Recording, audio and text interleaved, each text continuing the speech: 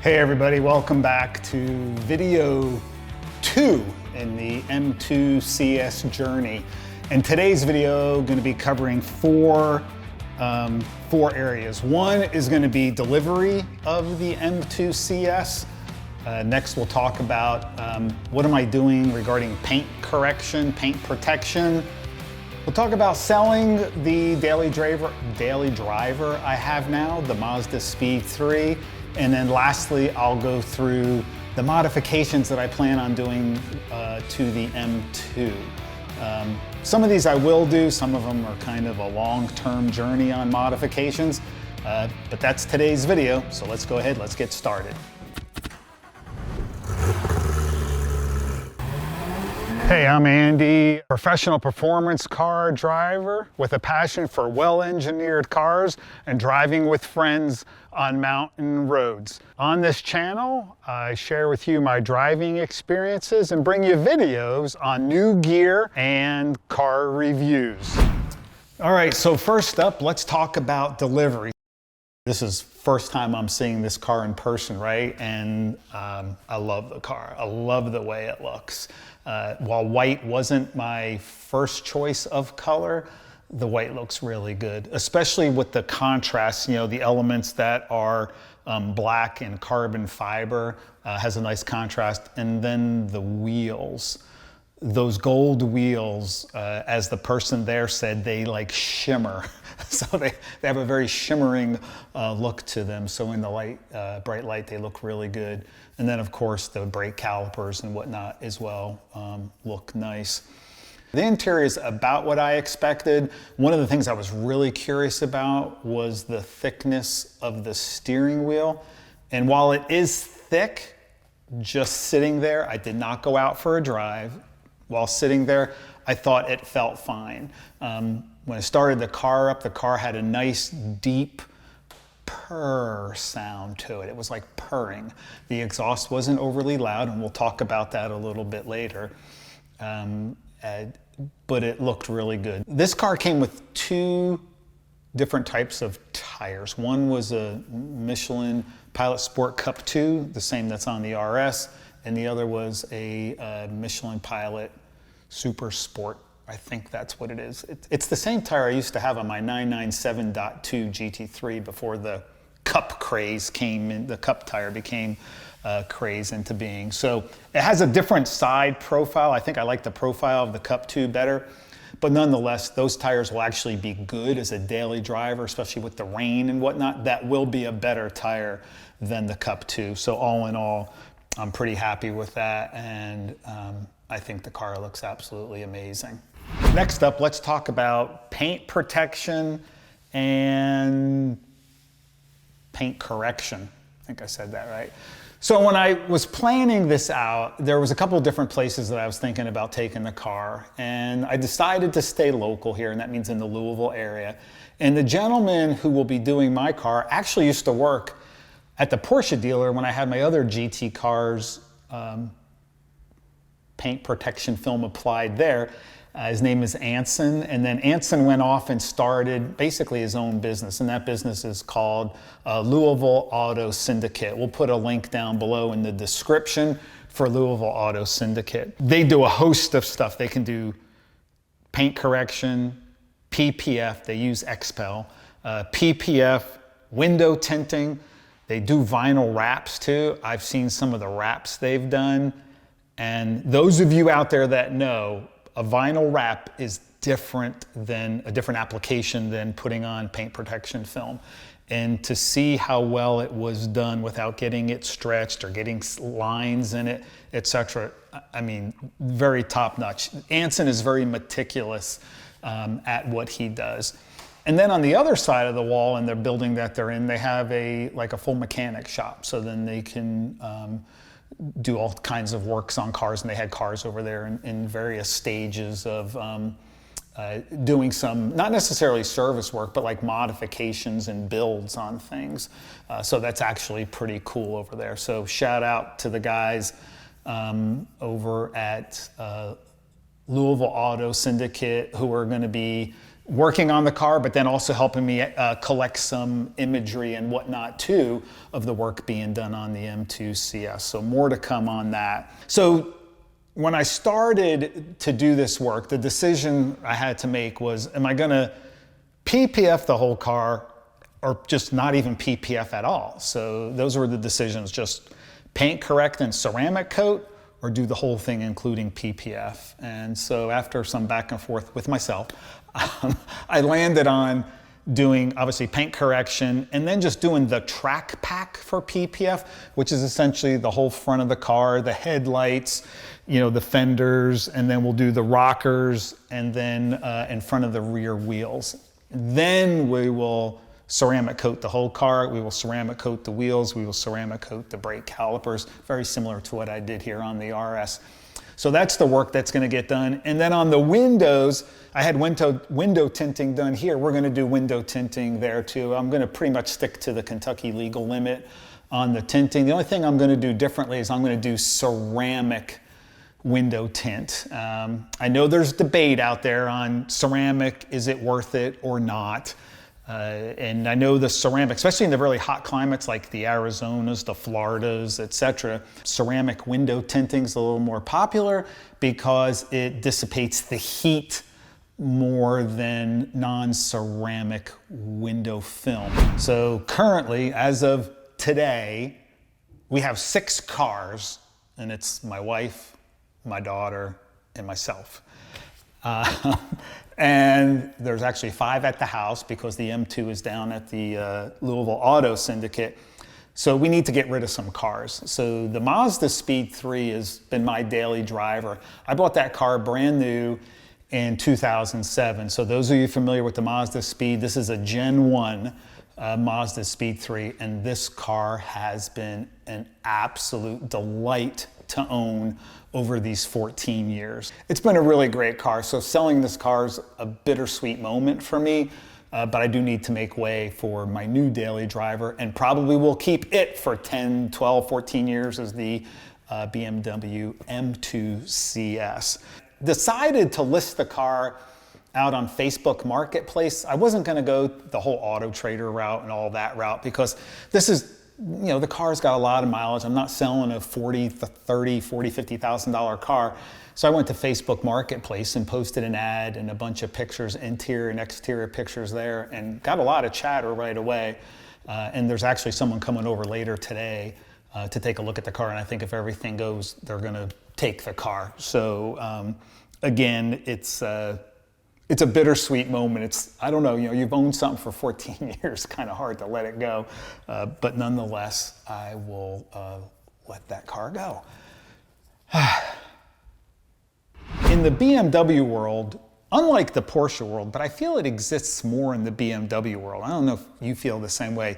There just seems to be a lot of modifications that go on in the BMW world. And it also seems like there's a lot of aftermarket companies for the BMW product as compared to Porsche. So the first thing I'm gonna do is this, they call it a reflector cosmetic package. So one is to get rid of that amber thing on the front bumper of the car and just do it a painted. So we're gonna take that out. And there's another one in the rear of the car. There's a thin red piece on the far edges of the rear bumper. We're gonna get those out too, and we're gonna put in these, they're a false kind of diffuser thing, right? They have a little honeycomb effect, but they just give it a blackout effect as opposed to having those big red things on there. So that's gonna be one that I'm gonna do. The other thing I'm gonna do is change out the pedals. I wanted to do these really nice stainless steel ones from 3D Design. However, the dead foot pedal footrest is on back order, and BMW has a relatively inexpensive set that matches the current dead pedal in the car, so I may go with that for the meantime. Another simple thing is just get the BMW M, you know, carbon fiber license plate frame. God Lord, how much you charge you for a license plate frame, but whatever. I like the way it looks. The other thing I may look at is, so there's a puddle lights under the car, like when you open it up. There's one that shines down from the door handle, and there's one under the door. And you can get these different logos, like the M logo, BMW Performance. You get these things that shine down on the ground. So I think I might do that. That might not be a first one I do right away, but I'll likely do that one. As is, there's a side gill on the car here that has like gloss black fin with M2 on there, and it's just a piece of just a black plastic, and you can get that in carbon fiber. So I just thought it would match with the other carbon fiber elements. So I think these are called like a side, I call them a gill, the side gills on the car. The other thing, whatever, I'm gonna give you guys a good laugh if anything else, is the floating wheel caps. So they have a BMW wheel cap, so as your wheel's going around, it just stays so it's not rotating with the wheel. I said, sure, why not? That looks cool. Let's do something like that. The other thing is the front splitter. So the front splitter on the M2 is carbon fiber, and there's a rubber, that you stick to the underside. So if you should scrape, you're gonna scrape that first under the carbon fiber splitter. The other thing I'm gonna do is the sills down below here. They come in carbon fiber too. I've ordered those, but they're on back order. The other thing they sell for the car is the kidney grille on the front of the car is like gloss black. And you can get that in carbon fiber as well. However, the border of it, the outside of it is in carbon fiber, but the actual fins, grills inside are still a gloss black. So I'm not sure what that's gonna look like. If anybody out there has put the carbon fiber front grille on their car, I would love, if you could share a picture, just message us on Instagram. I'd really like to see what that looks like. So I'm not sure I'm gonna do it. And they also have carbon fiber engine cover. The other one is on the steering wheel of the car. There's the bottom spoke area. You can get that piece in carbon fiber. And I actually like the way that looks. It kind of complements the carbon fiber that's inside the car. Then I got to get the blend mount Uniden R7 mount. I'll do a mirror mount and then run the power down to the power box to power the Uniden R7. And the Uniden R7 will just move back and forth between the RS and the M2. Since I don't drive the cars at the same time, I don't need two radar detectors. And then the other thing, the other couple things I'm gonna need to do is, one, that car needs to be lowered. So there's several out there, H&R, KW. I may go with the KW height adjustable springs and bring that down. Oh my gosh, it looks like it can come down like a full inch, but we'll bring that down. In doing so, it's probably gonna force the wheel to tuck in a little bit. So I'm gonna put spacers all around. I'm gonna start with 5 millimeters. I've been reading folks doing 7 millimeters, 7.5 in the front, 10 in the rear. 10 in the rear it looks a little too much. In some cases, you're getting wheel pop. I don't want the wheel really coming out beyond the edge of the body. And then the 7.5 in the front, on full lock and on some compression, you get fender rub inside. I'd really rather just not deal with that, especially as a daily driver. So I'm gonna do the 5s. I'm gonna start there, see what it looks like.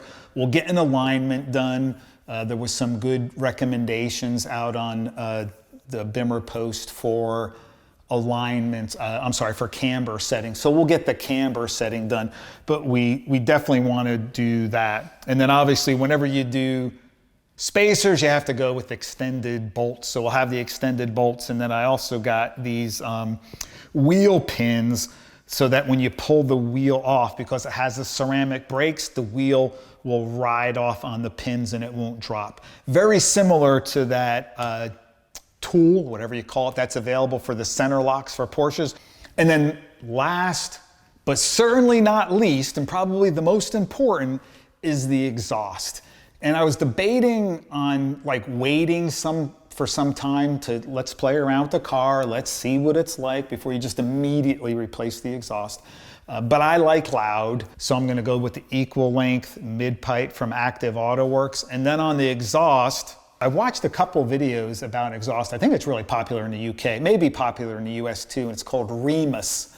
There's a video out there. The guy's name is Nick Saros. He did a whole video on getting that installed. And what I liked about that is Nick's not a super young guy. And what I liked about that is he wanted to have the ability to have something that, as he said in his video, I can be an adult and you could just put it in, comfort mode and have just a kind of a regular car. But then when you want to be, a little bit of a hooligan, or you want to be young, you sound like a young person, you can put it in the Sport or the Sport Plus, and it has the crackles and pops and burbles. And I know there's folks out there, oh, I hate those cars when they fart, this, that, and the other thing. And I don't know, I thought it sounded really good on the YouTube video.